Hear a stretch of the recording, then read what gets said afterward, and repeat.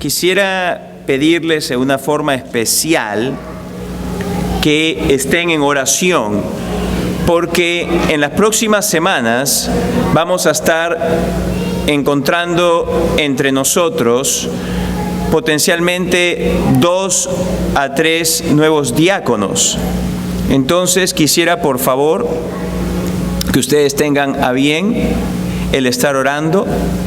Vamos a brevemente ver algunas descripciones, no el día de hoy, pero sí en las siguientes semanas, algunas descripciones de qué es lo que la Escritura nos dice acerca de quiénes pueden servir para ser diáconos.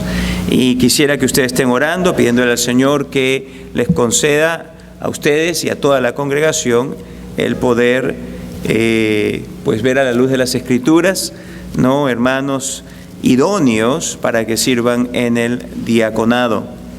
Les animo a que puedan ir leyendo y estudiando y meditando en los pasajes de 1 Timoteo, en el capítulo 3, ¿no?, que puedan ir viendo versículos 1 al 13, para que puedan ir teniendo en mente, ¿no?, lo que vamos a estar pues haciendo en las próximas semanas.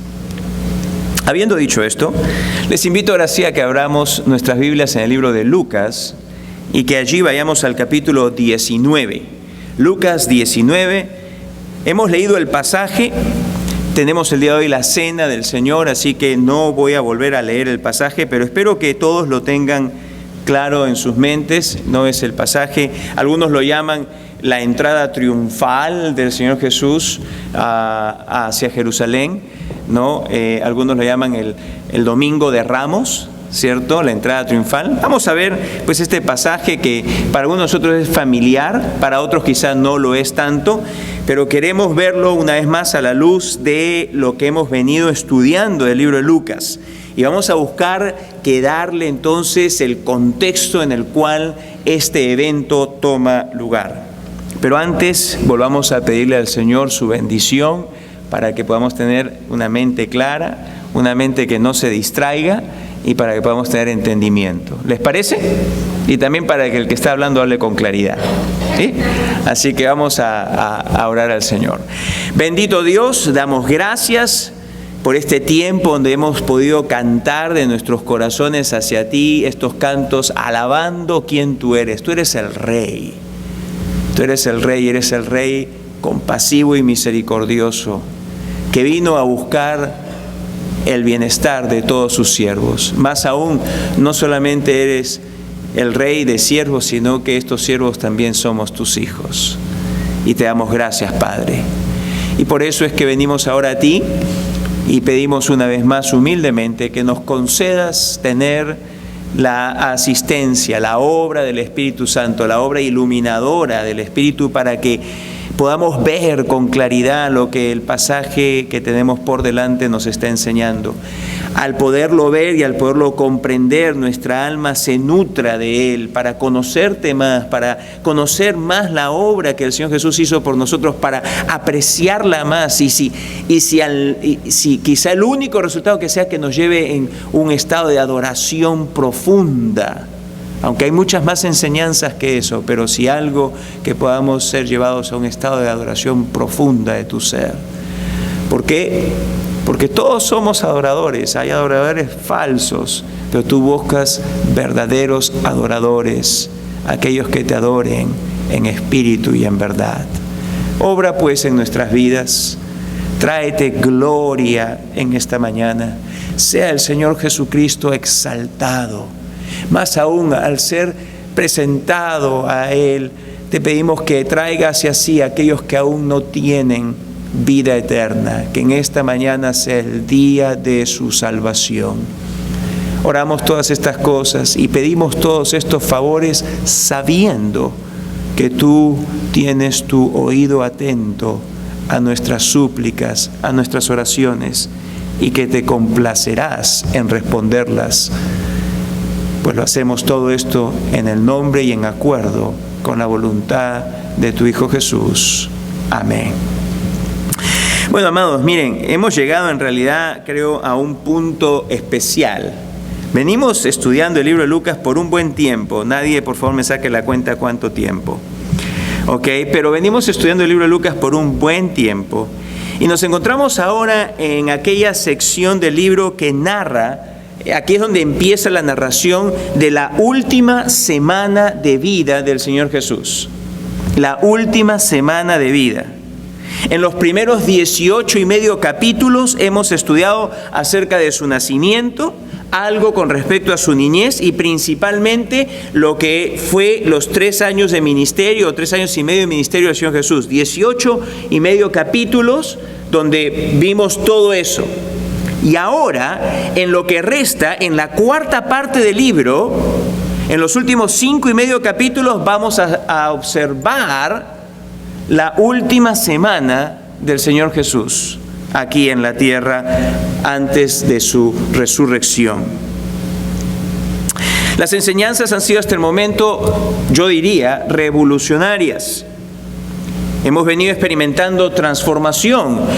Si algo, por ejemplo, les puedo decir que para mí el estudio que vamos llevando ya por este largo tiempo, el libro de Lucas, ha cambiado toda mi perspectiva acerca de el evangelismo y acerca de cuánto Jesús enfocaba en todo su ministerio en prepararnos para evangelizar una y otra y otra y otra vez. Eso es lo que el Señor Jesús hacía. Iba preparando a los discípulos para hacerlos a ellos, como les dijo al principio, pescadores ¿de qué?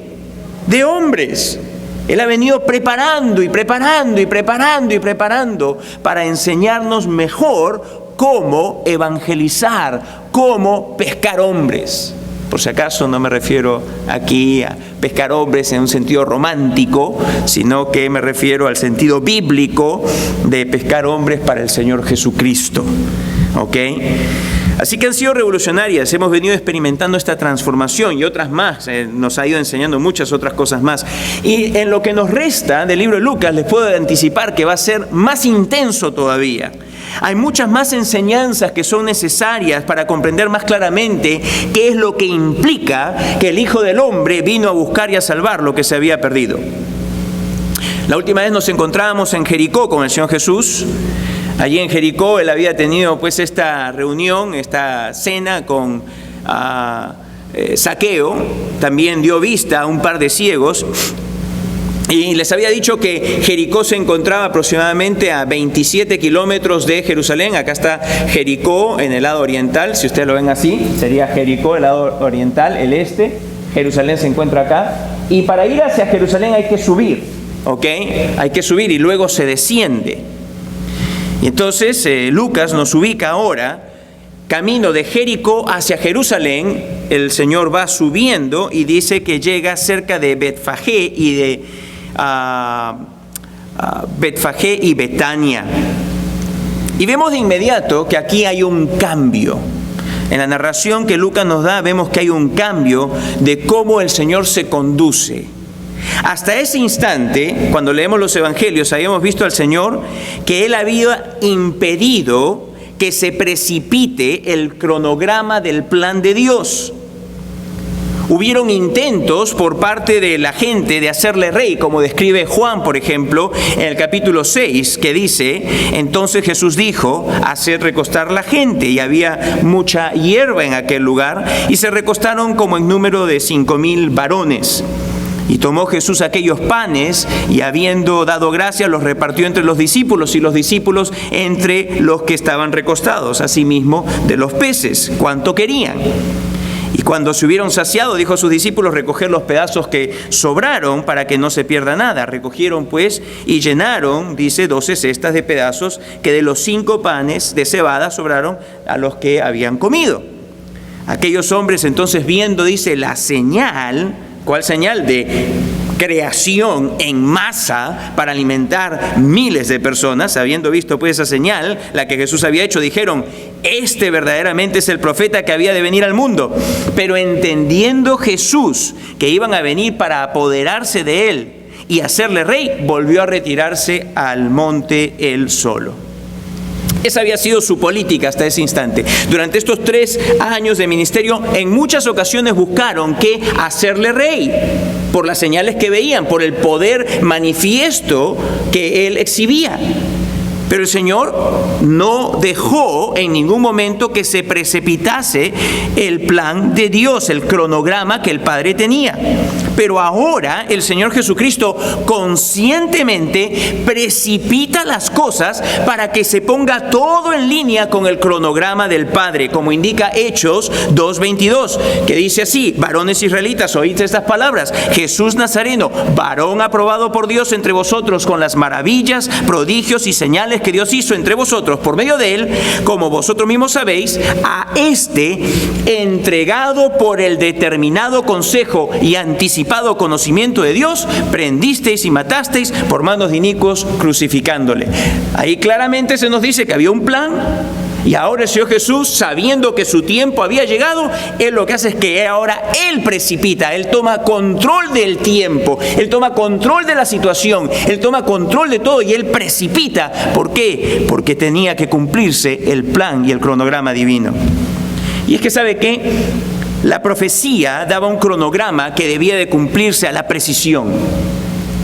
Daniel en el capítulo 9, versículo 20 dice así: aún estaba hablando, llorando y confesando mi pecado y el pecado de mi pueblo Israel, y derramaba mi ruego delante de Jehová mi Dios en el monte santo de mi Dios. Aún estaba hablando en oración cuando el varón Gabriel, a quien había visto en la visión al principio, es decir, un ángel, volando con presteza vino a mí como a la hora del sacrificio de la tarde, y me hizo entender y habló conmigo diciendo, y esto fue dicho 700 años antes: Daniel, ahora he salido para darte sabiduría y entendimiento. Al principio tu ruego fue dada la orden y yo he venido para enseñártela, porque tú eres muy amado. Entiende pues la orden y entiende la visión. 70 semanas están determinadas sobre tu pueblo y sobre tu santa ciudad, ese es Jerusalén, para terminar la prevaricación y poner fin al pecado y expiar la iniquidad, para traer la justicia perdurable y sellar la visión y la profecía y ungir al santo de los santos. Sabe pues y entiende que desde la salida de la orden para restaurar y edificar Jerusalén hasta el Mesías príncipe habrá 7 semanas y 62 semanas. Se volverá a edificar la plaza y el muro en tiempos angustiosos. Y después de las 62 semanas se quitará la vida al Mesías. Amados, aquí hay una profecía que tenía que cumplirse a la precisión. Aquí hay un número de 70 semanas. Son 70 semanas de años. Cada semana tiene 7 años. Cada año considerado en el tiempo de aquel entonces era de 360 días. No era el año calendario como el nuestro de 365.20 y algo. No, era de 360 días. 173.880 días específicamente. Y se da en el 20 de Nisan, en el 445 a.C., la orden por Artajerjes de que se reconstruya por medio de Nehemías la muralla de Jerusalén y entonces Israel vuelva a tener una ciudad capital, se podría decir, con murallas, una cierta independencia, por decir así. Y cuando uno saca la cuenta, pues entonces, en aquel año donde Jesús se encontraba, en aquella Pascua donde Jesús se encontraba, tenía que venir el fin de las 7 y 62 semanas, es decir, las primeras 69 semanas, donde entonces el Mesías debía de morir. Esto se refiere a esas 7 y 62 semanas de 360 días cada año. Y esa profecía se tenía que cumplir ese viernes de aquel año. Pero para que esto tomase lugar, amados, los fariseos tenían que cambiar sus planes. Los planes de los fariseos, de acuerdo a lo que dice Mateo 26:1, eran distintos. Mateo 26:1 dice: cuando hubo acabado Jesús todas estas palabras, dijo a sus discípulos: sabéis que dentro de 2 días se celebra la Pascua, y el Hijo del Hombre será entregado para ser crucificado. 2 días antes Jesús anticipa su muerte. Entonces los principales sacerdotes, los escribas y los ancianos, ustedes vean ahora como si fuese esas películas donde presentan por un lado Jesús hablando de sus discípulos y por otro lado acá los fariseos. 2 escenas distintas, ocurriendo en paralelo, ¿ok? Y entonces Mateo lo que hace es que se anticipa Hollywood y nos presenta 2 escenas a la vez. ¿Ok? Y dice, entonces los principales sacerdotes y los escribas y los ancianos del pueblo se reunieron en el patio del sumo sacerdote llamado Caifás y tuvieron consejo para prender con engaño a Jesús y matarle. Pero decían, no durante la fiesta, para que no se haga alboroto en el pueblo. 2 días antes Jesús dice, en 2 días voy a morir. En paralelo, los sacerdotes están diciendo, hay que matar a Jesús, sí, pero no en la fiesta. No en la fiesta. ¿Por qué? Porque si no se nos hace un gran alboroto y después, ay mamá, los romanos vienen y nos van a destruir. 2 días antes de la celebración de la Pascua, ellos estaban decididos para matar al Señor, pero no durante la Pascua. Sin embargo, el Cordero de Dios debía de morir esa Pascua. No otra, esa Pascua. ¿Por qué? Porque tenía que cumplirse a la precisión. Dios nunca está tarde, Dios nunca está temprano, Dios es preciso. Dios es preciso. Y entonces tenemos acá que tenía que darse esto. Jesús entonces ahora cambia pues todo lo que había estado haciendo durante su ministerio. Lo hemos venido estudiando, que Él no dejaba que se precipitase el plan de Dios. Él no dejaba, pero ahora Él va a tomar control de las cosas. Él va a mostrar su soberanía, que Él es en realidad el que tiene el control de todo absolutamente. Y Él ahora precipita e incluso hace cambiar los planes que los fariseos tenían. Es de ayuda, amados, ahora que estamos entrando en esta última semana de la vida del Señor Jesús. Creo que nos va a ayudar a tener una cronología de los últimos 7 días de nuestro Señor. Una cronología, ¿ok? Y esto se logra cuando uno toma Mateo, Marcos, Lucas y Juan y lee los eventos descritos allí en estos 4 evangelios acerca de el orden de las cosas. Dicho sea de paso, hay veces usted lee los evangelios y no todos los evangelios tienen las cosas ordenadas cronológicamente. Es por eso que a veces uno dice, ay, pero se está contradiciendo. No, no hay contradicción. Se los he dicho 1000 veces antes y se los tendré que decir 1000 veces más, pero en la Escritura no hay ninguna contradicción. Lo que pasa es que no está escrito necesariamente algunos de los evangelios en forma cronológica, sino más bien tienen un propósito de un hilo del tema que cada uno de los escritores quiere tratar. En algunos casos hay cronología clara, en otros casos no. Pero viendo y examinando entonces todos los pasajes, encontramos lo siguiente. Y acá, a los que quieren tomar nota, vamos a ver los días. Vamos a ir, el viernes el Señor es crucificado, vamos hacia atrás. ¿Ok? Y es más, el viernes es crucificado, pero el día domingo resucita. Vamos hacia atrás ahora. Vamos a ver qué eventos son los que vamos a estar viendo en las siguientes semanas y meses. Primero, el día domingo. Jesús llega a Betania, a casa de sus amigos María, Marta y Lázaro, y Él es ungido. Y gente viene de Jerusalén. Betania se encuentra a 3 kilómetros solamente, 3 kilómetros, esos son 2 millas. ¿Ok? Para la gente de aquel entonces caminar 2 millas es nada. Para nosotros caminar 2 millas es hacer ejercicio. ¿Ok? Para ese entonces es nada, es lo normal. ¿Ok? Y estando entonces a 3 kilómetros de distancia, la gente va a escuchar que Jesús está ahí, y es que era un alboroto. Era un alboroto. ¿Se les recuerdan que les dije que solamente unos cuantos días antes Jesús había resucitado a Lázaro? Eso estaba fresco en la mente de la gente. Eso estaba fresco. Eso era el hablar de la gente. Resucitó un muerto.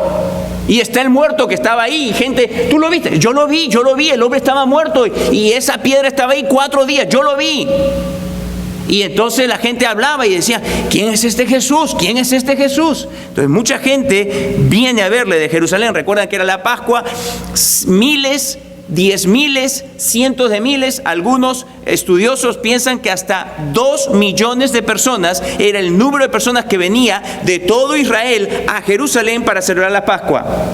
Y esto lo sacan porque en un récord histórico, 10 años después de este evento de la crucifixión del Señor Jesús, hay un historiador que es bastante creíble que dice que se sacrificaron 200,000 ovejas en aquella Pascua.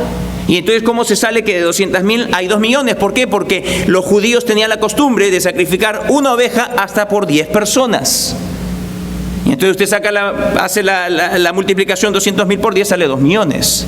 Es donde sale el estimado de que probablemente 10 años antes también hubieron aproximadamente 2 millones de personas. Era un algarabío, esa era una multitud enorme, ¿ok? Y ahí entonces vemos que el día domingo el Señor Jesús viene a Betania, a la casa de sus amigos, gente viene de Jerusalén, como dice Juan en el capítulo 12, versículo 11, 6 días antes de la Pascua. 6 días antes de la Pascua, ese es viernes, usted vaya hacia atrás. Tenga presente una cosa más: los judíos no cuentan los días como nosotros, ¿correcto? Para nosotros el día empieza a 12 y 1 de la mañana y termina a las 12 o 11 y 59 de la noche, por decir así, o 12 de la noche, ¿cierto? Empieza el día y termina a 11 y 59, ¿correcto? El judío no. El judío empieza a las 6 de la tarde y termina a las 5 y 59 de la tarde. Entonces, para el judío, un día es, para nosotros, si lo vemos, lo que ellos hacen es parte un día y parte el otro día. ¿Correcto? Porque si ellos empiezan a las 6 de la tarde, por ejemplo, el día jueves, para nosotros es todavía lo que queda el jueves. Pero para ellos empieza el viernes. ¿Ok? Y entonces corre y termina a las 5 y 59. Para nosotros dicen, no, faltó para que se termine el día viernes, pero para ellos no, ya acabó el viernes, porque a las 6 de la tarde empezó el sábado. ¿Ok? Entonces tenga, por favor, eso presente. Si usted hace la cuenta hacia atrás, dice Juan, el capítulo 12, versículo 11, 6 días antes de la Pascua vino Jesús a Betania, donde estaba Lázaro, el que había estado muerto, y a quien había resucitado de los muertos. Y le hicieron ahí una cena. Marta servía, y Lázaro era uno de los que estaban sentados a la mesa con él. Entonces María tomó una libra de perfume de nardo puro, de mucho precio, y ungió los pies de Jesús, y los enjugó con sus cabellos, y la casa se llenó del olor del perfume. Versículo 9, gran multitud de los judíos supieron entonces que él estaba allí y vinieron, no solamente por causa de Jesús, sino también para ver a Lázaro, a quien había resucitado de los muertos. Pero los principales sacerdotes acordaron dar muerte también a Lázaro, porque a causa de él muchos de los judíos se apartaban y creían en Jesús. Difícil que haya entrado en Jerusalén ese mismo día. ¿Sabe qué le estoy diciendo? Que probablemente el domingo de Ramos no fue el domingo de Ramos. Difícil de que el Señor Jesús haya entrado en ese día a Jerusalén. La entrada triunfal, que le llamamos el domingo de Ramos, probablemente no fue el domingo de Ramos. Entonces, bueno, después del domingo que viene, el día lunes. El lunes es cuando muy probablemente el Señor Jesús hace su entrada. Entonces deberíamos decir, en vez de domingo de Ramos, deberíamos decir lunes de Ramos. De acuerdo a Juan 12:12, encontramos que dice, el siguiente día, grandes multitudes que habían venido a la fiesta, al oír que Jesús venía a Jerusalén, tomaron ramas de palmera y salieron a recibirle y clamaban, Hosana, bendito el que viene en el nombre del Señor, el Rey de Israel. Hay además un apoyo para lo que les estoy diciendo, un apoyo para este tipo de cronología en el requerimiento que la ley hace acerca del Cordero Pascual, el cual debía ser recibido, de acuerdo a Éxodo 12, versículo 1 al 6, debía haber sido recibido el 10 del mes para luego ser sacrificado por la congregación el 14 del mes. Y entonces está el 10, el 11, el 12, el 13 y el 14. Si está el viernes, es viernes, jueves, miércoles, martes, lunes. Entonces tendría que ser probablemente que el día lunes es el que el Señor entra a la casa, por decir así. Viene al templo. Es aclamado como rey. El Señor entra en Jerusalén, va al templo y al anochecer, de acuerdo a Marcos 11:11, el Señor retorna a Betania a dormir. Va a casa de Marta, María y Lázaro. Entonces el martes es cuando Jesús regresa a Jerusalén. Y él maldice la higuera, ahí purifica el templo, ahí los líderes se airan más y más, mucho más, de acuerdo a Marcos 11:12, que dice así, al día siguiente, cuando salieron de Betania, tuvo hambre, y viendo de lejos una higuera que tenía hojas, fue a ver si tal vez hallaba en ella algo. Pero cuando llegó a ella, nada halló sino hojas, pues no era tiempo de higos. Entonces Jesús dijo a la higuera, nunca jamás coma nadie fruto de ti. Y lo oyeron sus discípulos. Vinieron pues a Jerusalén, y entrando Jesús en el templo, comenzó a echar fuera a los que vendían y compraban en el templo, y volcó las mesas de los cambistas, y la silla de los que vendían palomas, y no consentía que nadie atravesase el templo llevando utensilio alguno. Y les enseñaba diciendo, ¿no está escrito, mi casa será llamada casa de oración para todas las naciones? Mas vosotros la habéis hecho cueva de ladrones. Y lo oyeron los escribas y los principales sacerdotes y buscaban cómo matarle, porque le tenían miedo, por cuanto todo el pueblo estaba admirado de su doctrina. Pero al llegar la noche, Jesús salió de la ciudad otra vez a Betania. Ahora viene entonces el día miércoles. El miércoles el Señor regresa a Jerusalén, entra al templo una vez más y tiene allí una controversia con los judíos, como dice Marcos 11:20 y versículos 27 al 33, y se los leo. Y pasando por la mañana, vieron que la higuera se había secado desde las raíces. Versículo 27. Volvieron entonces a Jerusalén y andando él por el templo, vinieron a él los principales sacerdotes, los escribas y los ancianos y le dijeron: ¿con qué autoridad haces estas cosas? ¿Y quién te dio autoridad para hacer estas cosas? Jesús respondiendo les dijo: os haré yo también una pregunta, respondedme y os diré con qué autoridad hago estas cosas. ¿El bautismo de Juan era del cielo o de los hombres? Respondedme. Entonces ellos discutían entre sí diciendo: si decimos del cielo, dirá: ¿por qué, pues, no le creísteis? Y si decimos los hombres, viene más. Pero temían al pueblo, versículo 33, pues todos tenían a Juan como un verdadero profeta. Así que respondiendo dijeron a Jesús: no sabemos.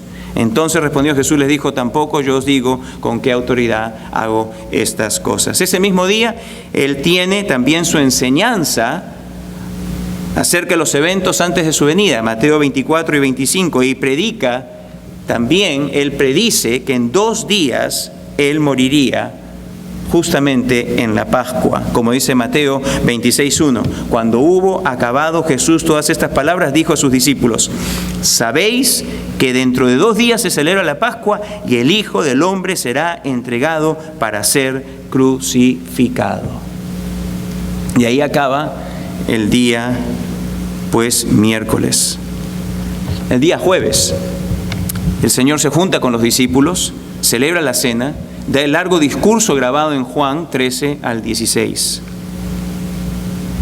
Acaba el jueves y entran ya el viernes, un día santísimo, porque era ya el día de la celebración de la Pascua.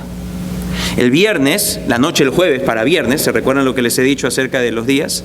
El Señor sale de la última cena, pasa a Getsemaní y ora por lo que acontecería. Es arrestado, es juzgado, es condenado, es crucificado y es enterrado antes de terminar el día viernes.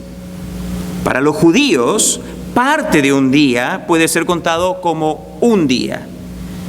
Por lo tanto, el día viernes fue el primer día que Jesús estuvo en la tumba. Viene el sábado. El sábado su cuerpo reposa en la tumba por segundo día. Y luego viene el domingo, el primer día de la semana, que vendría a ser el tercer día, donde el Señor resucita glorioso.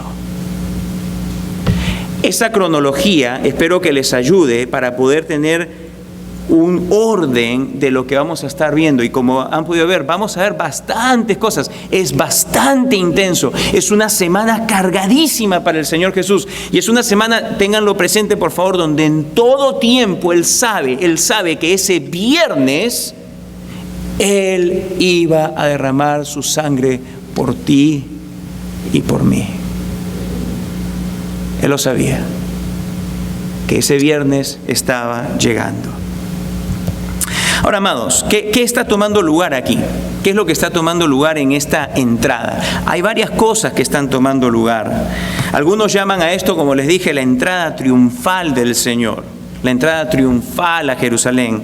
Sin embargo, lo que veo aquí no es que no haya una entrada que haya tenido matices verdaderamente extraordinarios, pero lo que veo aquí principalmente es que hay una aclamación de Jesús como Rey. Hay una aclamación. La masa, la multitud empieza a decir: Hosana el que viene en el nombre del Señor, Hosana el Hijo de David, el Rey de Israel. Una y otra vez empiezan a declarar, a aclamar que Jesús es el Rey. La aclamación del Rey, sí, pero es una aclamación miope.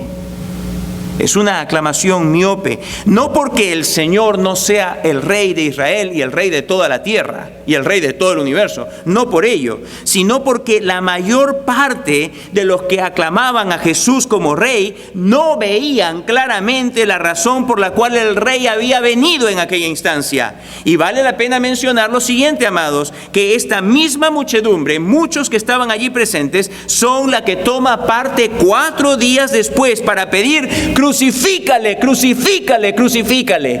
4 días antes dicen: el Rey, el Rey, el Rey. 4 días después dicen: crucifícale.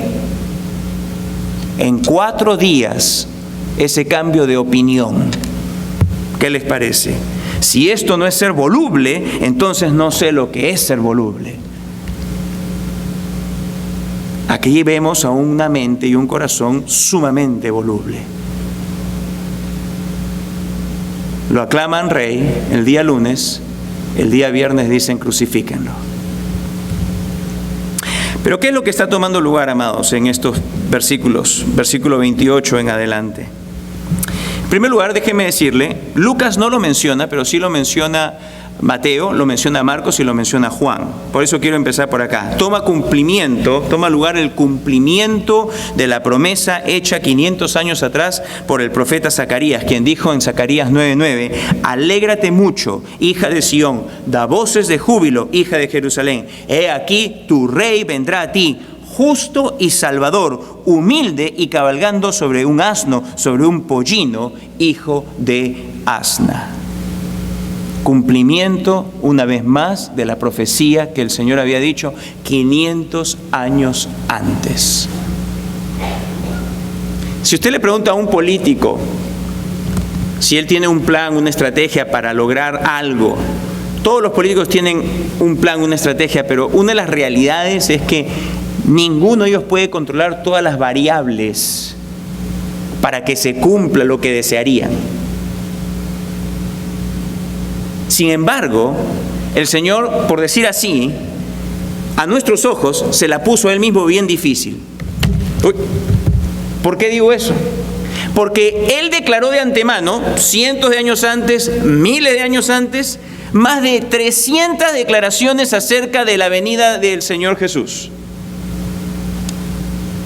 Y todas se tienen que cumplir a la perfección, con suma precisión. Y por decir así, desde un sentido humano, el Señor se las puso a sí mismo, se las puso bien, como diríamos nosotros los peruanos, bien trancas, bien difíciles.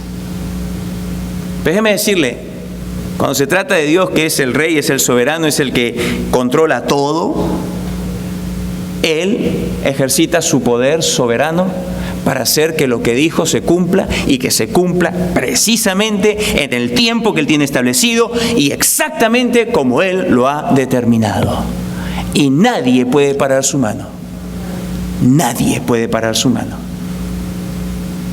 Las naciones pueden estar todas airadas y todas pueden confabular contra el Señor. Y dice el Señor que no son sino más que Él se ríe de todas estas naciones, de todos sus gobernantes, y las hace nada. Las hace nada. Así que aquí vemos una vez más el cumplimiento de una de estas más de 300 profecías, a la perfección, a la perfección. Pero en segundo lugar podemos ver lo siguiente: hay una manifestación gloriosa de la divinidad del Señor Jesús. La narración fluye con simpleza. Lucas simplemente nos va narrando lo que tomó lugar, pero esto no debiese de impedirnos ver una evidencia más de la divinidad del Señor Jesús. Lucas 19:28 dice así: dicho esto, iba adelante subiendo a Jerusalén, y aconteció que llegando cerca de Betfagé y de Betania, al monte que se llama Los Olivos, envió 2 de sus discípulos diciendo: id a la aldea de enfrente y al entrar en ella hallaréis un pollino atado, en el cual ningún hombre ha montado jamás. Desatadlo y traedlo. Y si alguien os preguntare, ¿por qué lo desatáis?, le responderéis así: porque el Señor lo necesita.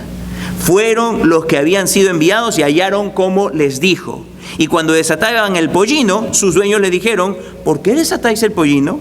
Ellos dijeron: porque el Señor lo necesita, y lo trajeron a Jesús. Para que el cumplimiento de la profecía se diese, era necesario que Jesús monte sobre un pollino. Así que lo que hace el Señor es que Él envía a 2 de sus discípulos para que le traigan un pollino y a la madre del pollino. ¿Cómo sabía esto el Señor? ¿Cómo sabía que allí, recuerden, Él acababa de llegar? Él acababa de llegar. La ruta que siguió fue, una vez más, si me permiten, vino del norte y vino paseando por acá así, y entra por la parte oriental, entra por Jericó, va a llegar a Betfagé y Betania y va a descender después de la loma por el monte de los Olivos hacia Jerusalén. ¿Cómo él sabía? Él no había pasado por ahí, él no había visto esa asna, él no había visto ese pollino. ¿Cómo es que él sabía? Y queda la pregunta de los dueños y la respuesta de los discípulos. Oye, si hubiese sido peruano, dice, oye, ¿qué tienes tú con el pollino? ¿Ah? ¿No ve? El Señor lo necesita. Ah, ya está bien, pues. Si el Señor lo necesita, ya pues. Ahí quedó la cosa. No hay más argumento, no hay más nada. Simplemente que hay un intercambio de palabras. Hay una acción. Desatan el pollino, desatan a la madre, se los empiezan a llevar, los dueños ven y dicen, un momento, ¿por qué están ustedes desatando pollino ajeno? Y dicen, no, el Señor los necesita. Está bien. ¡Wow! Hay veces la simpleza de la lectura no nos lleva a detenernos y a ver que entender y a ver que adentrarnos en lo que está tomando lugar. Bastó que se le dijese que el Señor la necesitaba para que fuese suficiente.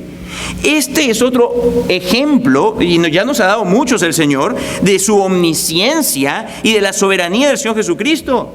Ya en ocasiones previas el Señor había manifestado que el Señor Jesús es Dios.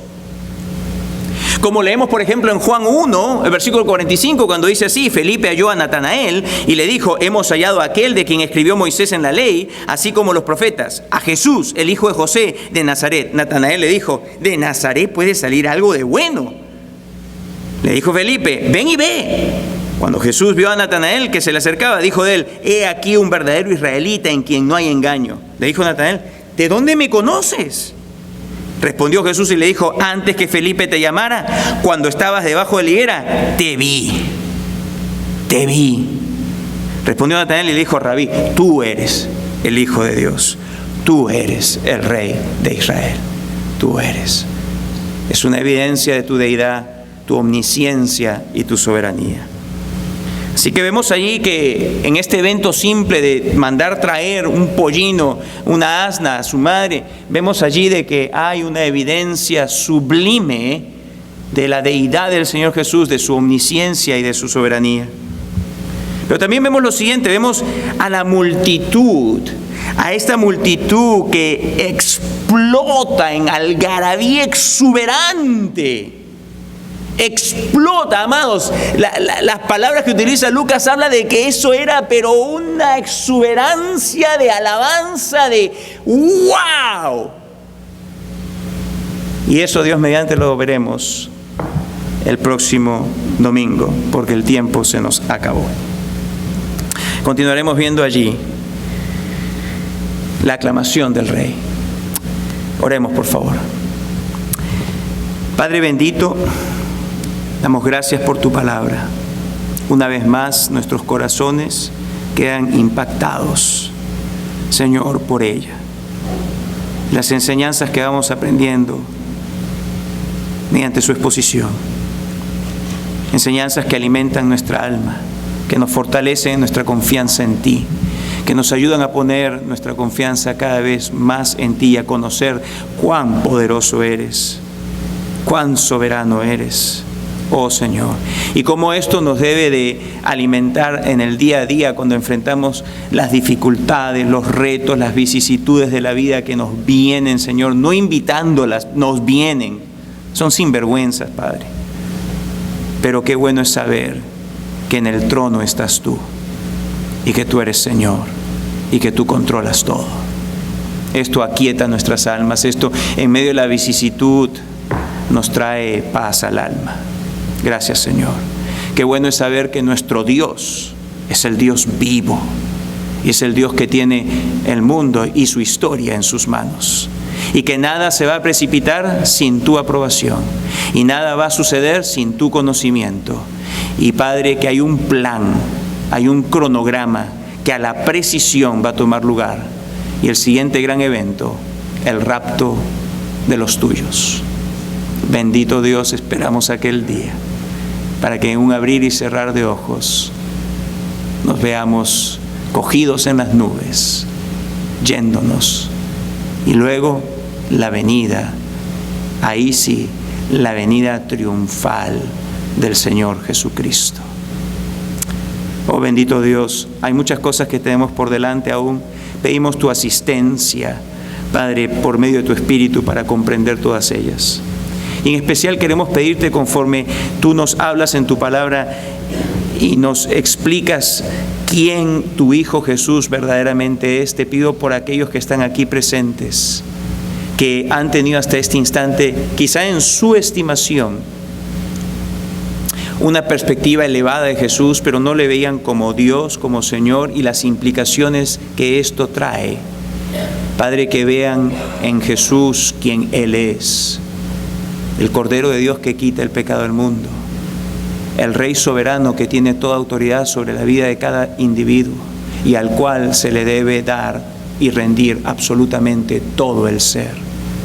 Aquel que tiene poder para dar vida eterna y perdón de pecados, y también aquel que es el juez, que no dejará de juzgar y condenar a aquellos que le rechacen y que no creen en Él.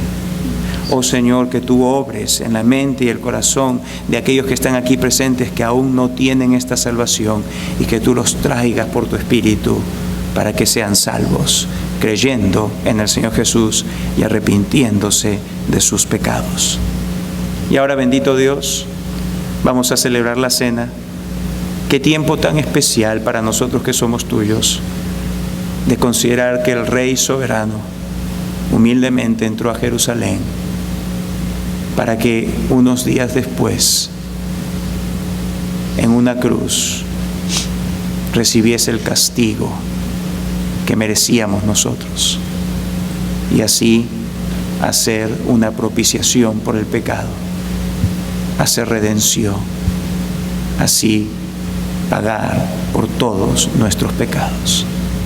Bendito Dios, continuamos pues en tu presencia, en el nombre de Jesús. Amén.